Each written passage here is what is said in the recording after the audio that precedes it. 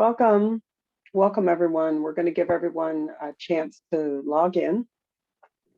While we're waiting for everyone to log in, if you'd like to drop the name of your organization and where you are located here in the great state of California, we can get a sense of who's in the room.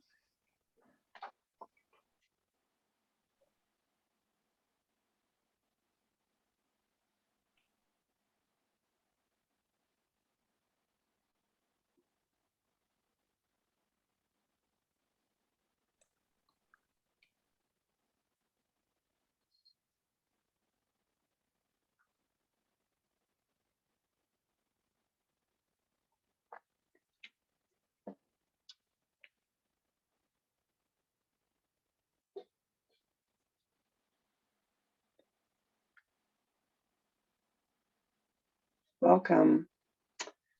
Welcome, everyone. Hello, and thank you for joining us. We'll be walking through the California Venues Grant application and its guidelines for-profit and nonprofit organizations. The information provided will be available on our website and can be found in the California Venues Program and Application Guide. Now let's get started. I'd like to welcome Eduardo Robles from Californians for the Arts to take care of our technical details for the webinar and our land acknowledgement for today. Hi, good morning. Thank you, Sarah. So closed captioning is being provided solely for the convenience of our viewers. Captions are visually displayed over the video, which benefits people who are deaf and hard of hearing, and anyone who cannot hear the audio due to noisy environments. If you would like to disable this feature, at the bottom right-hand side of the Zoom window, there's a live transcript button. Please click this button, then select Hide Subtitle to close the closed captions. This webinar is being recorded. For those that are unable to attend a live webinar or need to refer to content while completing their application, partner sites have made similar recordings available for your reference. As we begin this webinar, we acknowledge and honor the original inhabitants of our various regions. Land acknowledgement is a critical step towards working with Native communities to secure meaningful partnership and inclusion in the stewardship and protection of their cultural resources and homelands. Our institutions were founded upon exclusions and erasures of indigenous peoples. We honor and are grateful for the land we occupy and recognize the ongoing damage of settler colonialism. Let's take a moment to honor these ancestral grounds that we are collectively gathered upon and support the resilience and strength that all indigenous people have shown worldwide. I am on the traditional territory of the Chumash people. I encourage you to name and acknowledge the Native peoples where you are located in the chat box. The chat box will be closed after the land acknowledgement. The Q&A box will remain open for outstanding questions. Thank you. Thank you, Eduardo. Again, I'd like to just reiterate that the Q&A box is open now and will be open throughout the webinar. We've got Sue Sigler here from Cal Nonprofits, who will be helping us to answer the Q&A box throughout the webinar, as well as Harshangi Bhatt from Lendistry. So please feel free to put any questions you have in the Q&A box starting now and throughout the webinar, and that way we'll make sure to take care of those. Californians for the Arts is a small but mighty nonprofit supporting over 15,000 subscribers and a membership base representing thousands of artists and arts and cultural organizations. We take on opportunities that no single organization or artist can represent alone. We are an ongoing part of the public dialogue that arts are a critical component of our lives and our communities. We advocate for arts resources and policies that benefit all Californians. Our work impacts every community across the state. California arts advocates actively advocated for a reopening plan allowing arts and culture at its full capacity. We thank everyone for taking action on our alerts and for working with your elected officials. Effective advocacy is collective and consistent. It is critical to the field that all events and venue entities know about this funding opportunity and take advantage of it. This opportunity will close tomorrow, the 30th at 5 p.m. If you know anyone that could benefit from this, please advise them immediately so they can take advantage of it. Next page, please. What I'd like to do now is go over the program overview. I want to announce first that this is not a first come, first served basis. So applicants will begin revision on December 1st after the closing, and it will be a bit of a lottery system.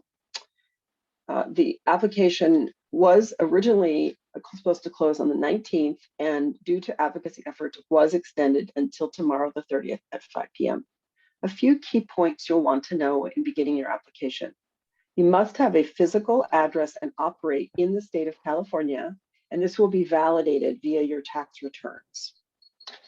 You can receive an award up to the lesser of either $250,000 or 20% of your gross earned in revenue as reported in the 2019 taxable year. This application is separate from and independent of any other grant applications, so you must complete a new and separate application. This also means that your award of any other applications does not affect your eligibility for this grant. So please move forward and do apply. If you happen to have received a California relief grant, just for your knowledge, the amount of that award would be deducted from your final award for the California Venues Grant. You don't need to do anything. You just need to apply, and Lendistry would take care of that for you. So please ask for your full grant award that you're entitled to. Next page, please. The application is going to be online via a completed website portal. Unfortunately, you cannot print the application ahead of time. I do not have slides for you ahead of time. The best choice is to look at this webinar or any of the other webinars where you see some screenshots. I want to let you know that you don't have to have your application completely submitted. You just have to start it and save it in order to be able to complete it after the deadline. This comes up a lot because of documents that are required. Some people are still looking for documents. They need to get a hold of documents. That's not a problem. Just start your application and save it where you are, and you can upload those documents at a later time. Next page. Let's take a look at eligibility. Eligibility for venue. You have to have a defined performance and audience space, mixing equipment, a public address system, lighting rig, and you have to engage one or more of the following positions carried out. One or more individuals, to carry out two or more of the following roles. So you could have one person that works as an engineer and as a stage manager, and you've qualified. Just want to make sure that's clear to everyone.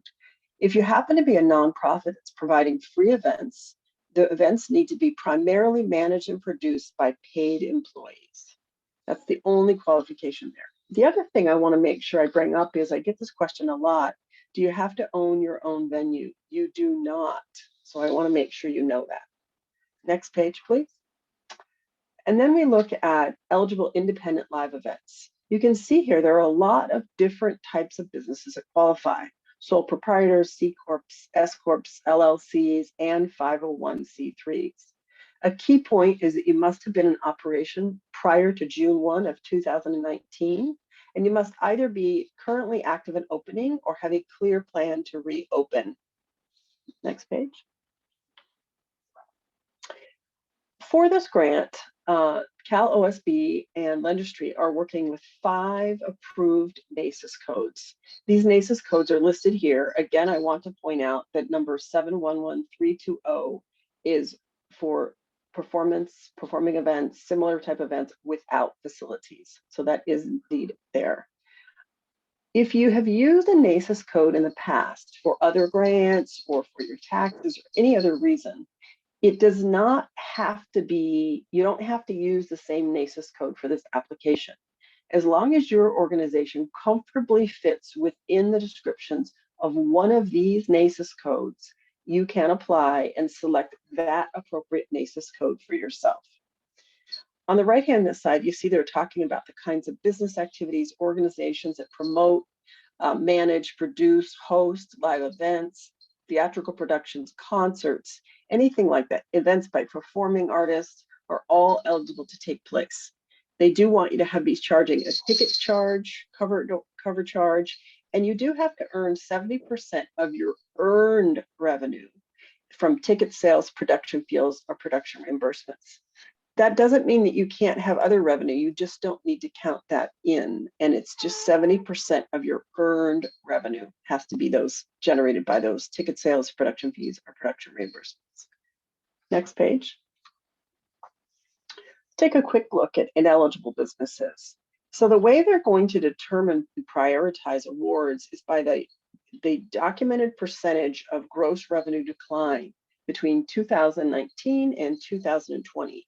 They're asking you for a copy of your gross earned revenue from Q2, 3, and 4 of 2019 versus 2020. They want those individually.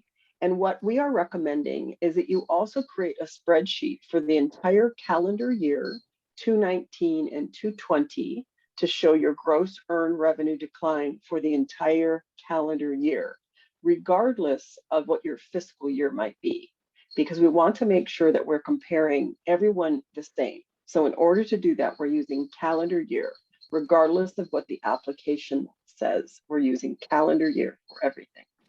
Your business must have a physical presence in the state of California. And if you're a nonprofit, you must be a registered nonprofit. So unfortunately, fiscally sponsored nonprofits do not qualify. Next page, please. We're going to get into the eligible uses of the funds. The main thing you need to know is that this grant is retroactive. So as of March 2020 onward, you can use these funds for any expenses you had March 2020 onward for employee expenses, payroll costs, healthcare, sick leave, insurance. All of those are very high on our expenses, rent, utilities, any cost with associating reopening your business, any cost with complying with mandates to reopen according to COVID-19, and my favorite, any other COVID-19 related expenses. At this point, there is no formal requirement on reporting. We recommend that you keep all of your receipts for a period of no less than 3 years in the event that that were to happen. Next page. Now we're going to start looking at the application portal itself. In order to facilitate your application, we recommend you gather all of your documents and have all of your information available before you begin. If you do this, the application will take about 2 hours. Please don't wait until the last minute. Please complete your application today or first thing in the morning versus later tomorrow afternoon when it's going to close at 5 p.m. Start your application by going to the website page listed here. And you're going to use your login. You're going to be creating your login credentials with your email and your mobile phone number. Please ensure that the email you use is an email that you'll be checking regularly and is not a generic email. So nothing like info@. It's going to be a direct email address that you have regular access to. And the same thing with your phone. Make sure it's a cell phone number that you have direct access to and you'll be checking regularly. The number one thing we hear from Lendistry about people not getting their awards is that they're not following up on emails or phone calls or texts that Lendistry is sending them. So please make sure you're checking that. You're going to go in, you're going to register your email and your phone number, and you're going to get a confirmation code. This is going to happen every time you log in order to protect your safety. Once you do that, you're going to get into the application itself. Next page. It's going to start by asking you owner details. Now, if you happen to be a nonprofit, you already know that no one actually owns a nonprofit. So does Lendistry. You're just going to fill this out in accordance to whoever is on your statement of information as an authorized signer of the organization. That's who's going to be listed here as the owner. They will do a soft credit check. It will not affect the credit rating at all. It's simply to make sure that we're protecting the funding from fraud. And it's a requirement because we're using federal and state funding in order to do this grant. You're going to go ahead and here and you're going to create your email, the person's owner's email address. You're going to ask for date of birth, social security. They're going to ask for percentage of ownership. If it's a for-profit business, you put in the appropriate percentage there. If you're a sole proprietor, that would be 100%. If you're a nonprofit, that would be 0%. And then they're going to ask for your referral partner. We would ask you to select Californians for the Arts.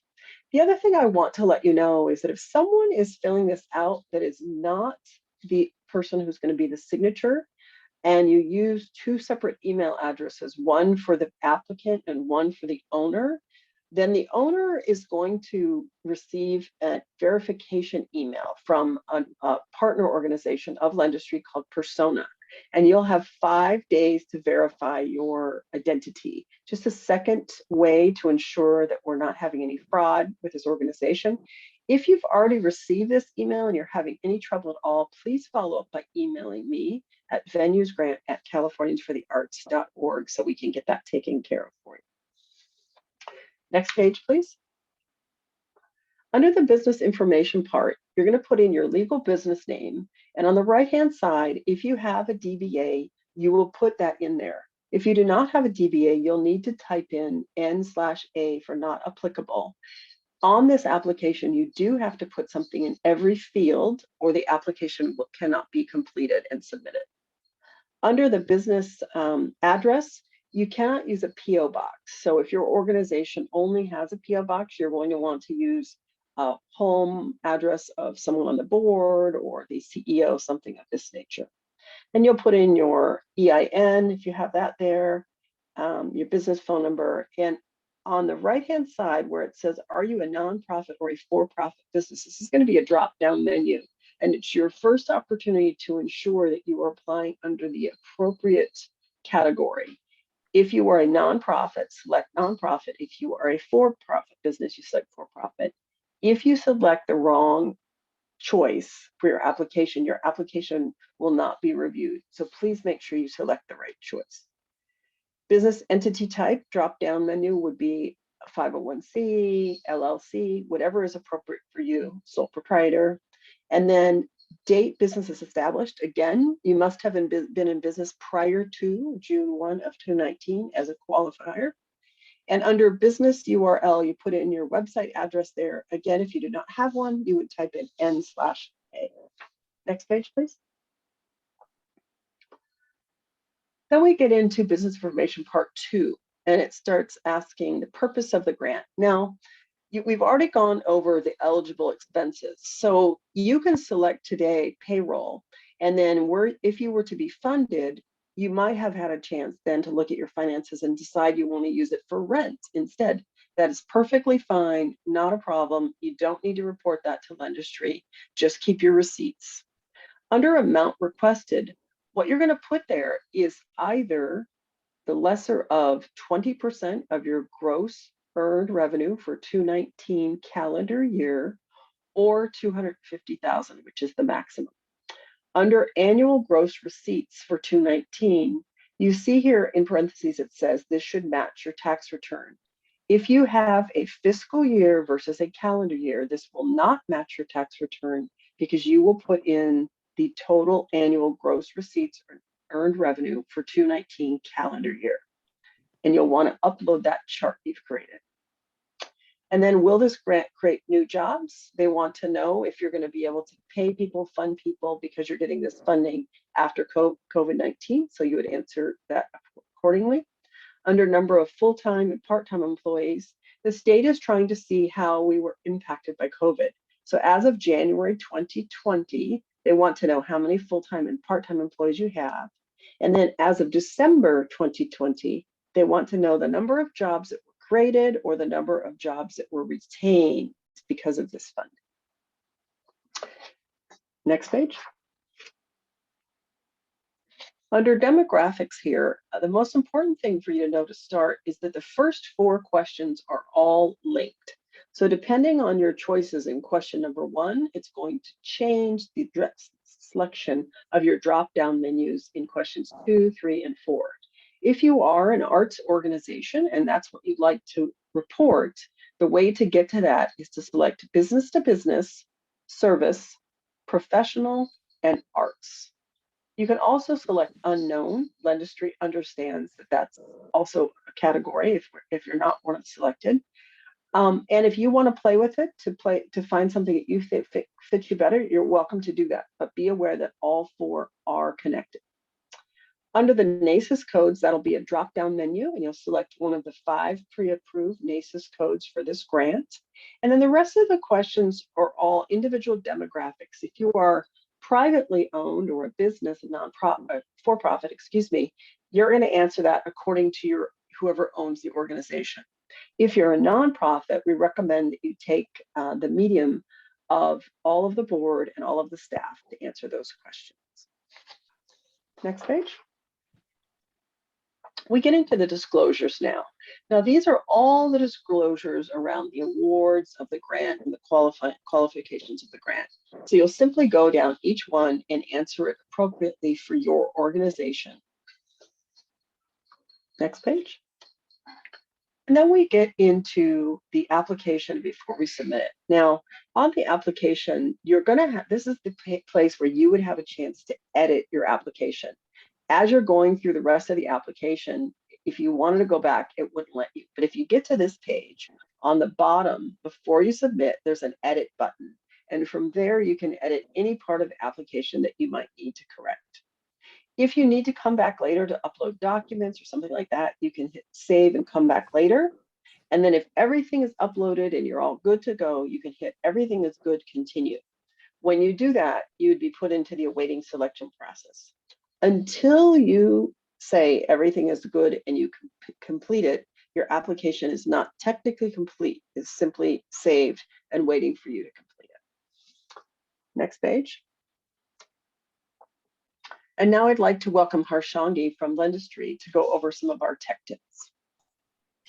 Yes, thank you so much, Tara. So as far as your application, there are a few tips that we would recommend. The first is using Google Chrome. So Google Chrome is the software that's going to best work with this application. And there are 3 parts to Google Chrome that we recommend. The first is using cache, clearing your cache data, using incognito mode, and using pop-up blocker, disabling the pop-up blocker. So the reason that we want you to clear your cache is because sometimes there is stored data that we don't want on our application. So we want you to clear that out. As far as incognito mode, you're going to be using a private session and having no data that is stored.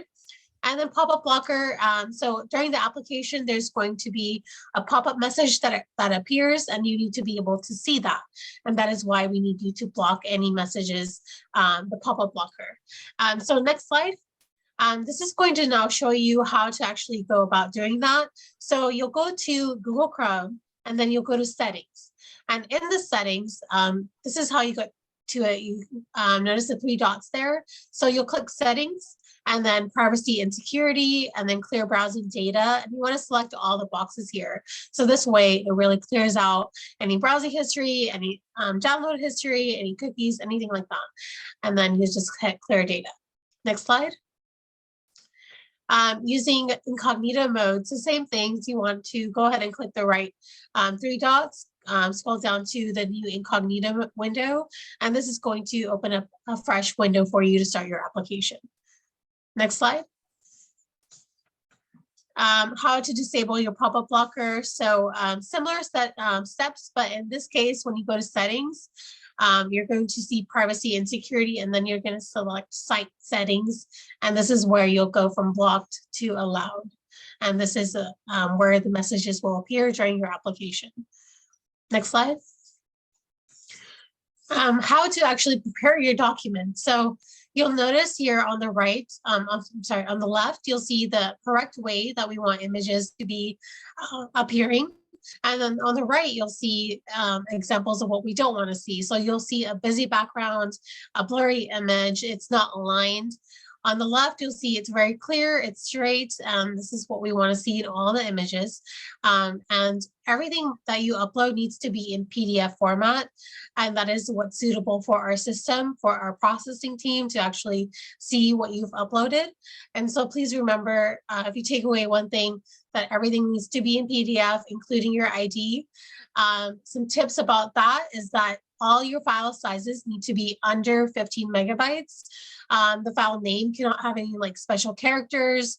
And if it is password protected, then you do need to enter in that password when you're uploading. And we'll walk you through that later. But if you don't have a scanner, that's okay. There are some free applications that you can download for your phone. If you have an Apple or an Android, either it's okay. These are the examples here that you can just click to download. It's free, and all you do is take a picture, and then that converts it into a PDF, which you will upload later. One suggestion is that if you can create a folder and then have every file named, so that way when you're going through it and you're uploading your documents, it's very easy to know which one you have already, which one you're missing, and that way you'll just upload straight from that folder that you've saved. Next slide. Using a valid email address. So a lot of times, people have email address like info at or at contact.com, at noreply.com. So these email addresses don't register in the Lendistry system. So we really need you to have a specific email address that is specific to you, that you have access to, because the processing team may reach out to you, and this is how we're going to communicate. So you do need to be able to have access to your email. If in the instance that you entered in something incorrect, like Tara was mentioning, that's okay. You can always call the call center and they will be able to help guide you to correcting that application. We don't want you to complete another duplicate application, because that will create a red flag in our system. We don't want any duplicates. So if you do make a mistake, that's okay. Call us. We'll help you figure that out throughout this process. Next slide. And uploading documents. And this is where I'll hand it back to you, Tara. Thank you. Thank you, Harshangi. So Harshangi's gone over all the tech tips. They may seem really basic, but you would be surprised how many problems we have when we don't follow these things. So the other thing I wanted to go over now is uploading documents. They do have to all be in a PDF format, as Harshangi already mentioned. Also, they cannot be larger than 15 kilobytes. Megabytes, excuse me. So if you have a large tax return, you might need to split it into two as you scan it and get it ready to go. As you upload each document, it's going to show here on this little hourglass if it's uploaded, if it's all verifiable, all those kind of things. And then it'll be ready to go and turn green and say complete, and you'll know it's done. Next page, please. Oh, sorry, go back one, please. When you look at application documentation verification, one of the things that's going to come up is the application certification. Now, this is going to be on the same page where you actually start the application. You're going to have the ability to print it, initial it, sign it, and then you're going to scan it as a PDF and upload it here. So a lot of people can't find that. It's actually on the very same page where you have access to it to print it when you go to log in to apply. Under business financials, you have California federal and state. If you're a for-profit organization, you're going to be able to upload 1120, a 1040, or a 1065 for your federal, or California a 100, a 565, or a 540. If you're a nonprofit, of course, you would upload your federal 990 and your California 199. The other thing I want to make sure you know is that on the financial statements where they're asking you for Q2, Q3, and Q4, they prefer to receive that each quarter separately, not collated. So if you could do that, that'd be great. They're going to ask you for your business, your government issued ID, which could be either your driver's license or your passport. And they're going to ask you for your official filing with the Secretary of State with the state of California. So that's your articles of incorporation, your certificate of organization, your fictitious business name. If you're a sole proprietor, you wouldn't have those things, just so you know. I get a lot of questions about that. And then your IRS tax exemption letter if you're a nonprofit. These all need to be uploaded. You'll want to check with the Secretary of State to make sure it's all currently accurate and up to date. Next page, please. On the application certification, when you go to do this print this on the website, it'll say, do you want a for-profit application certification or a nonprofit application certification? And this is your second opportunity to verify the status of your organization and make sure it matches up appropriately with your entity. Next page. This just shows you how to print it on by hand. And next page, please. Then we're going to go into the financials. Now, Lendistry pays out all funds awarded through electronic funds transfer. And the way they do this is by using a partnership with an organization called PLAD. They're going to link your bank account with Lendistry so they have online banking access, and they can just straight through send you the funds if you're awarded. Now, I want to let you know a few things about if you are to receive an award. Before that happens, you'll probably receive communication, as I said, either via email, so check your spam, via voicemail, or via text. And they might ask you for additional documents. Please move forward and provide them with whatever documentation they need. They won't ask you for anything you've already provided, so don't do that. Now, if you're awarded, you'll get a verification email saying, congratulations, you've been awarded, your documents are in process, and you'll receive an email from DocuSign with your closing documents. All of this will be done online. That usually takes about 48 hours to complete that. Once that's completed, there's a 2-week waiting period, and then funding is dispersed only on Tuesdays and Thursdays. And of course, we're in the middle of holiday season, so that's going to affect things a little bit. I would say from the time you sign your documents until you have the money in your bank can be anywhere from 4 to 6 weeks. So just count on that. And if you get a little early, you'll just have a little extra surprise. Next page, please. Application status is in the portal. I want to make sure you guys know the multiple statuses that happen in your application. So if you log back in to check your status of your application and it says incomplete, it means you didn't submit your application all the way. Either you didn't finish uploading all your documents, or you left one of the spots where you need to type something in blank, something happened. So you want to go back and edit your application and make sure you get it completed and submitted. Once it's completed and submitted, it will be in the awaiting selection process status. Now, once your application is actually on the desk of a Lendistry manager, grant manager, it'll say in review pending validation. And that means someone there is looking over all the documents you've uploaded, your application itself. This is when they'll reach out if they need anything else at all. When they reach out, they'll actually send you an email from a person at Lendistry. So you'll have their name, you'll have their email, you'll know how to contact them. That is now your person as far as any issues you might have. Next step would be, as I said, if you're awarded through the DocuSign format. If you're not selected, then your application will say not selected. And they will send you an email. You'll probably find that in your spam, letting you know one of the reasons you were not selected. If you feel that this is inaccurate, you can always reach out to me. I'm happy to take a look at it, work with my Lendistry rep and see if there's anything that was misunderstood. We can go from there. If you submit your application, but you haven't gotten everything in that they needed, maybe they've reached out to you and asked you for your 2019 tax returns because you forgot to attach that. Then after 60 days, your application will become inactive.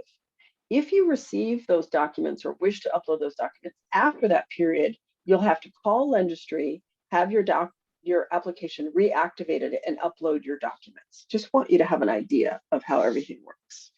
Next page, please. Here's our contact information. You can feel free to reach out to me anytime. We're here 9 to 5.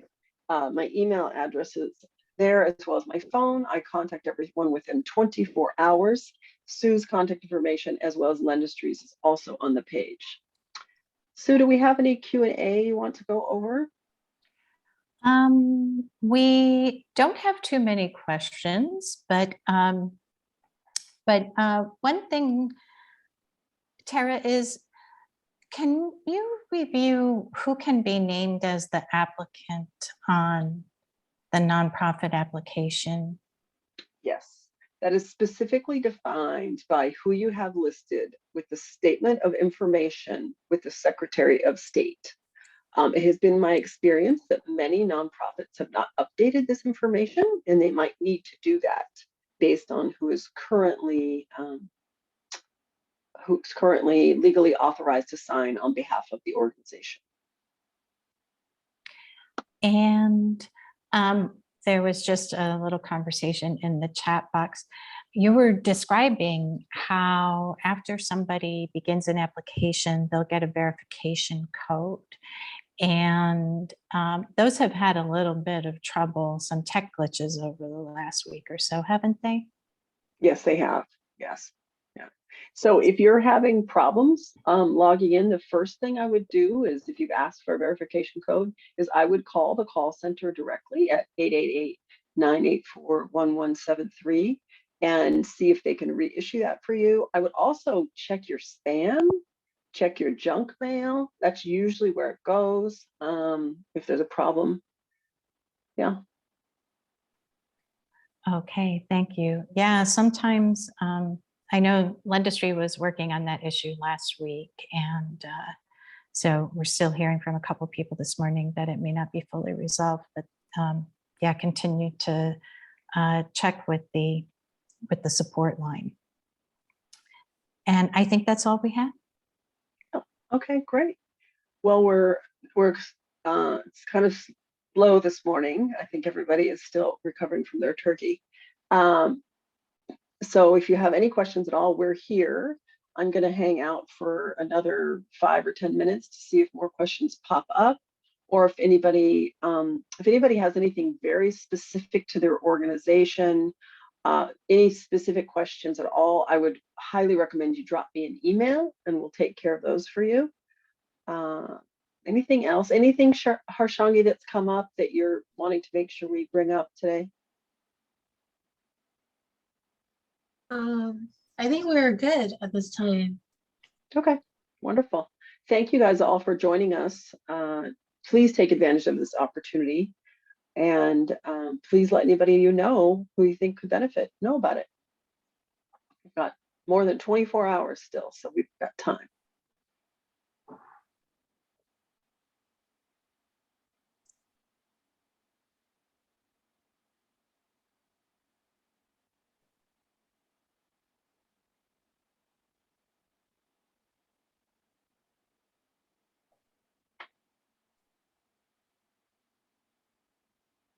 And anyone that's still on here, I see we still have 4 people on. If you guys have any questions at all, please type them in the chat or the Q&A, excuse me. We're happy to answer them.